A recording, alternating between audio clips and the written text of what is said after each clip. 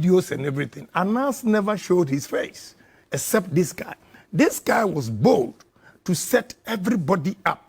I have a lot of videos. Gentlemen, if you have time and you come to my house, I'll show you all the videos. There's not, with the exception of the Ivorian videos that I have that you see Anas's face after the interview with the Ivorian ministers that he was entrapping.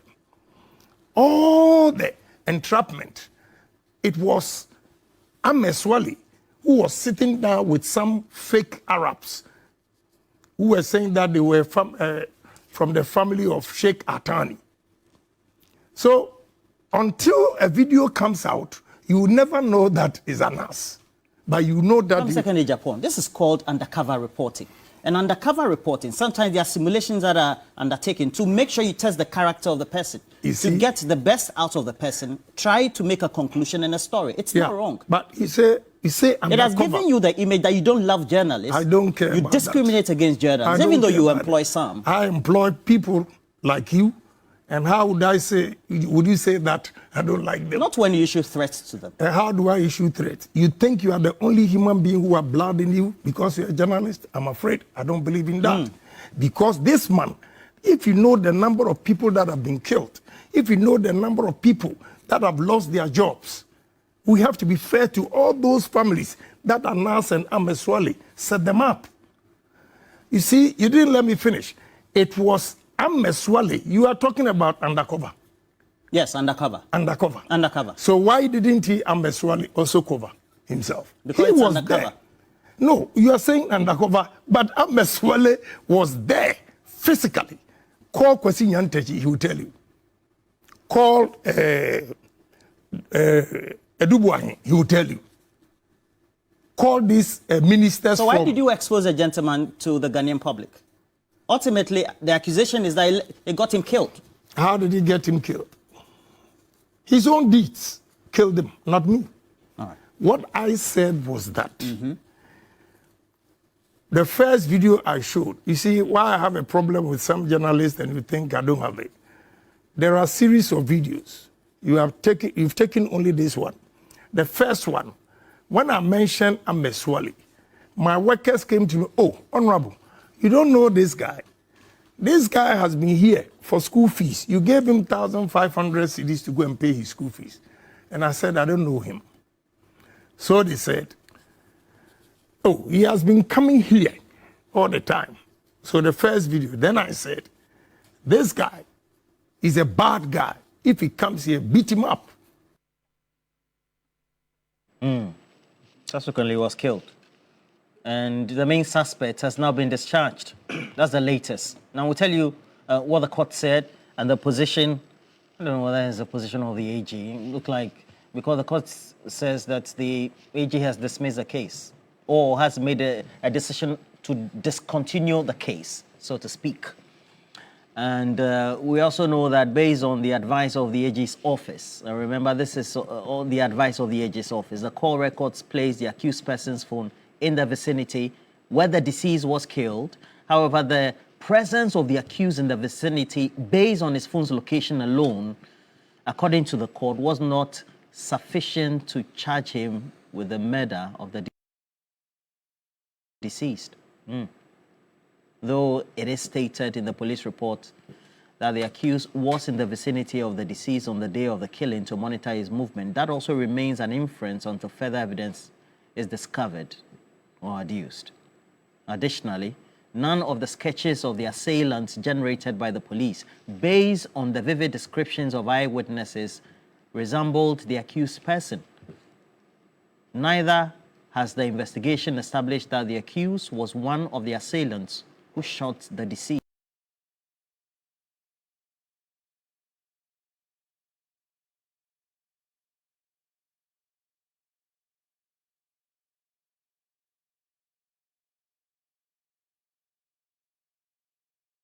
The assailants who shot the deceased were on a motorbike. Neither also has the investigation established that the accused was one of the assailants who shot the deceased, and that also repeated subsequently as well. Now, although the accused person could be an abettor, there must be adequate evidence to show that he was in the vicinity to abet the murder of the deceased. And the evidence presented to the office is indicating that this could not be sufficient enough to charge the accused person with the abetment to murder and murder in itself. Beatrice.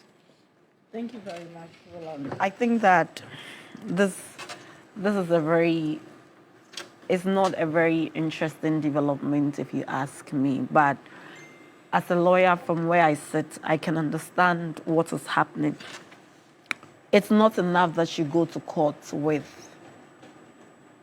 something that is not so weighty, especially when the offense or the charge is murder, because then you have the maximum sentence to be imposed. And I think that they haven't even done so much, and over the years, they've been going back and forth.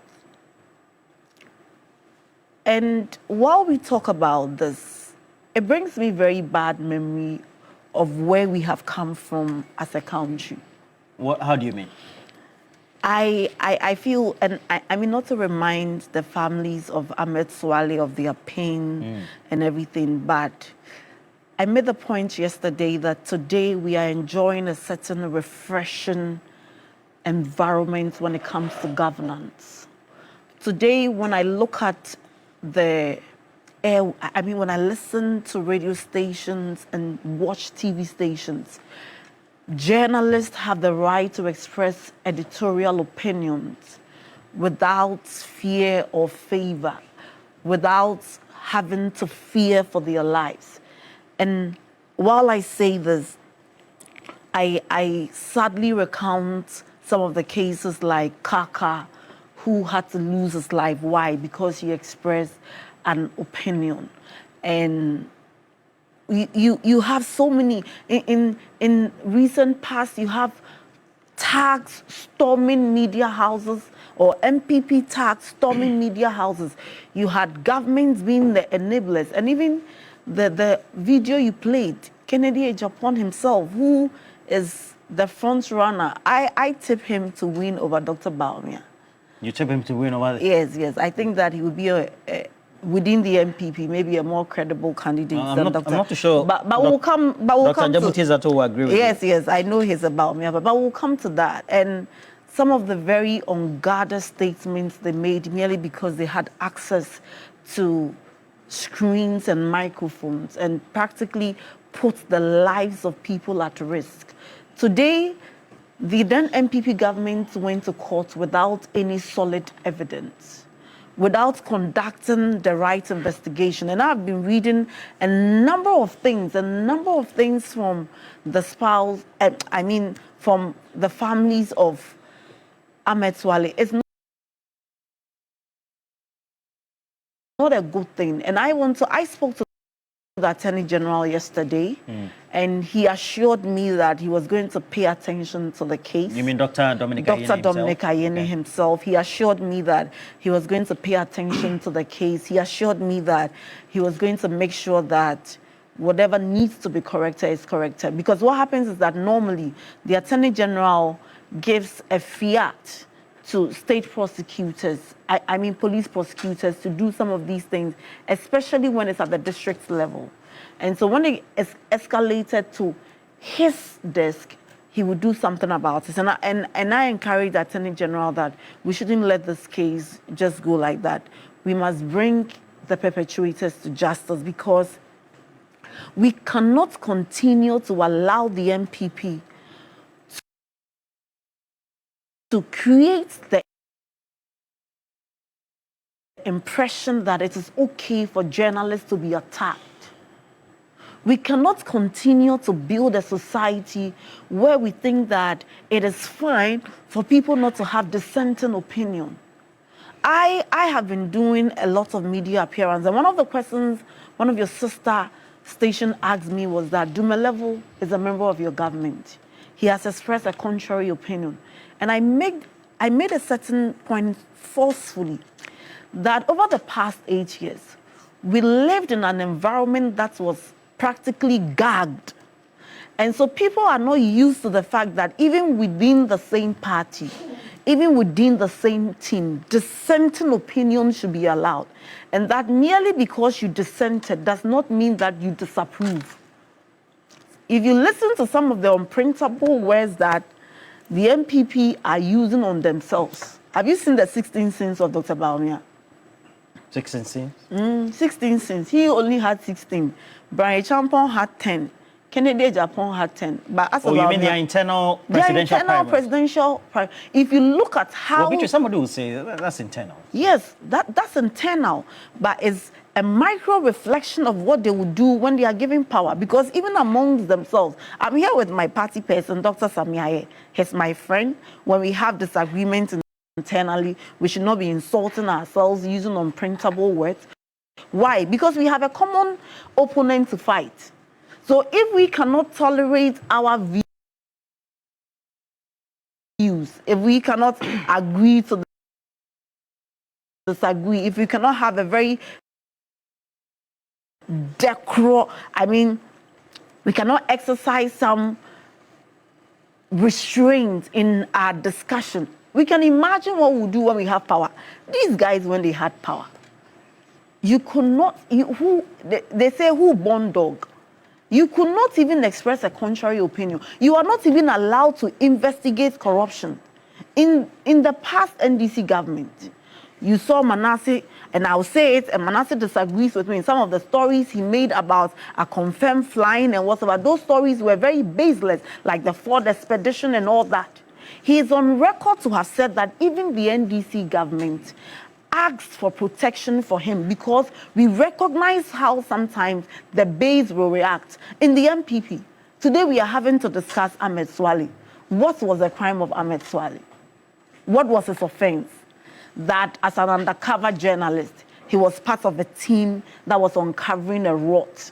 And somehow, a possible flag bearer of the MPP was not happy with him. Or that some members of the MPP were not happy and displayed his picture on TV, asking people to do what they think they want to do to him. He lost his life.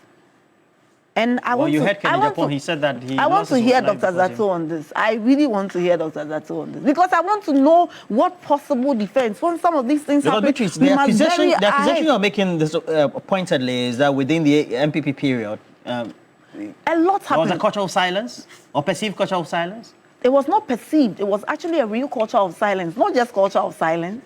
It is as if your freedom of speech is guaranteed, but your freedom after speech was not guaranteed. And so you could speak because you may not know what will be the action or inaction of government, but after you speak, is that not the same government that the likes of Solomon Owusu and the people left because their dissenting opinions were not welcomed? And so if the likes of Alan Shermanton and very big fishes could leave the MPP because they said that the country was headed in the wrong direction, let's do the right thing. Even then, they dealt with them.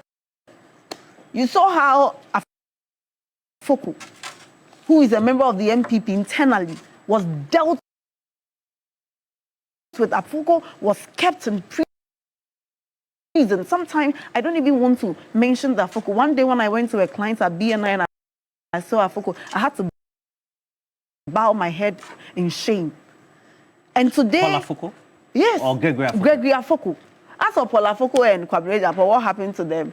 At least they should be thankful that they are not behind bars or they don't have acid bath. They've not been bathed in acid.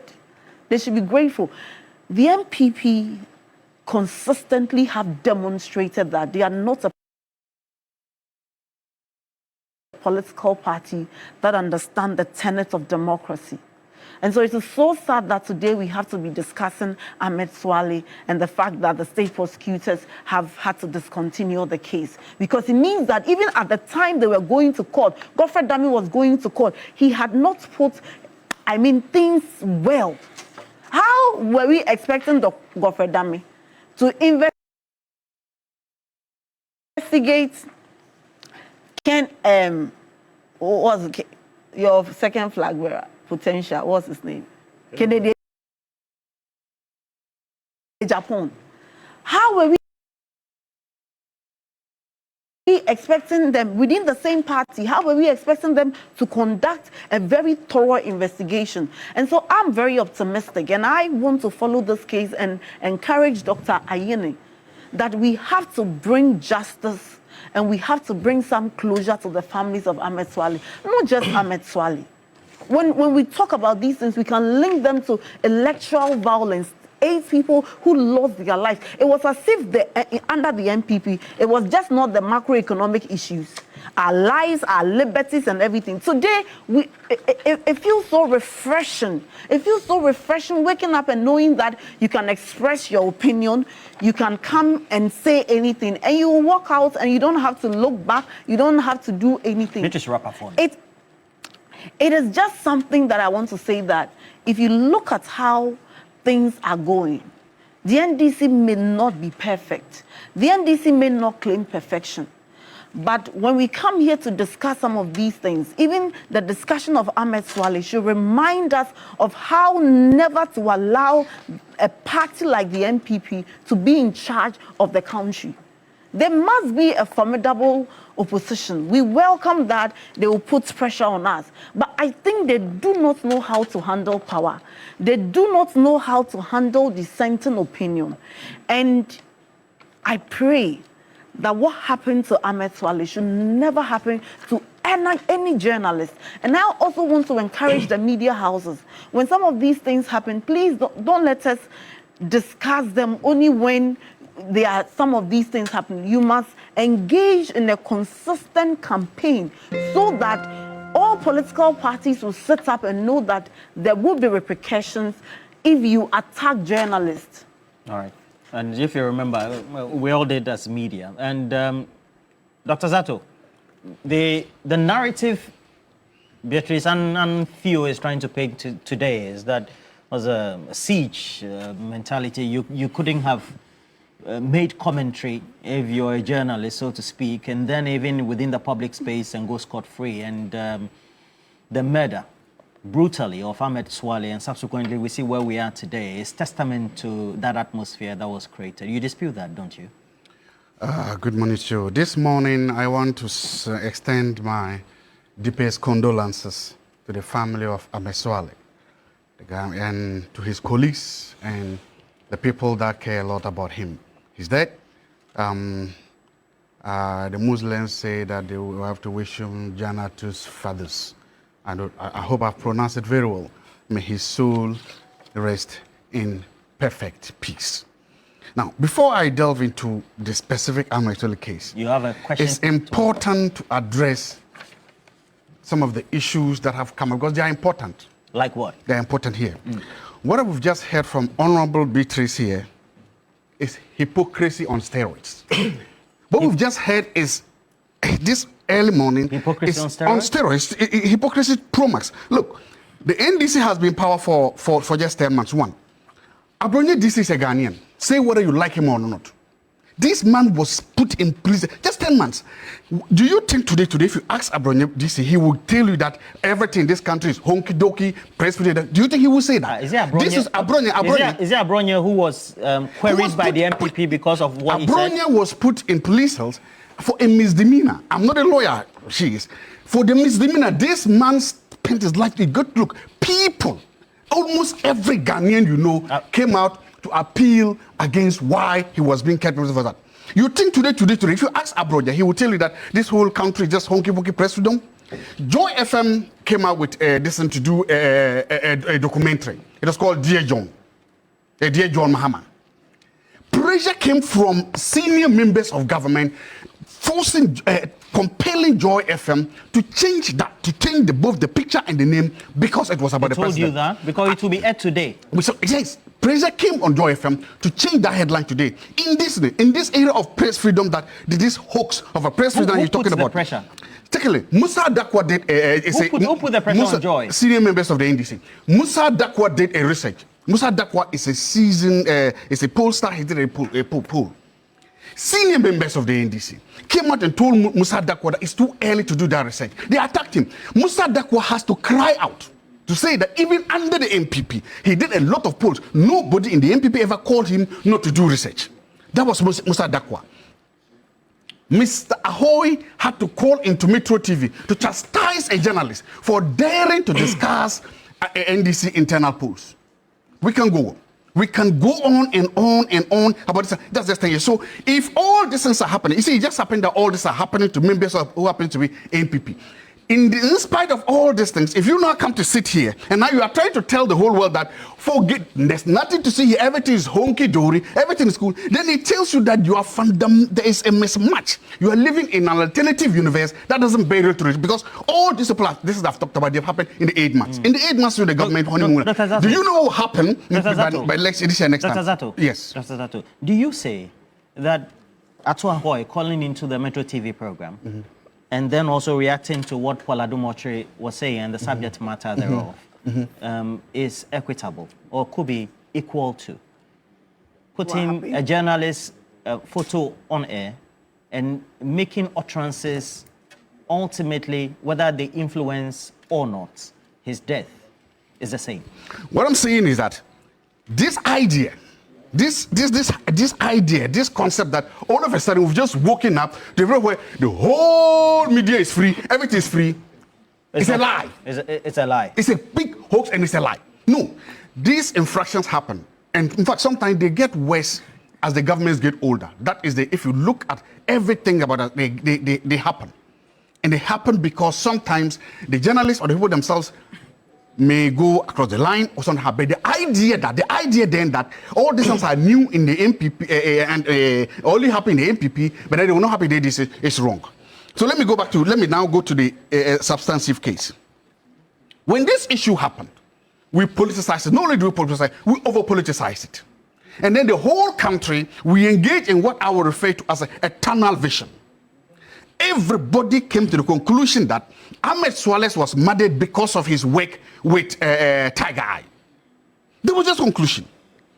So much so that it was then believed that the people who murdered Ahmed Suale were the people he was trying to expose or he had exposed.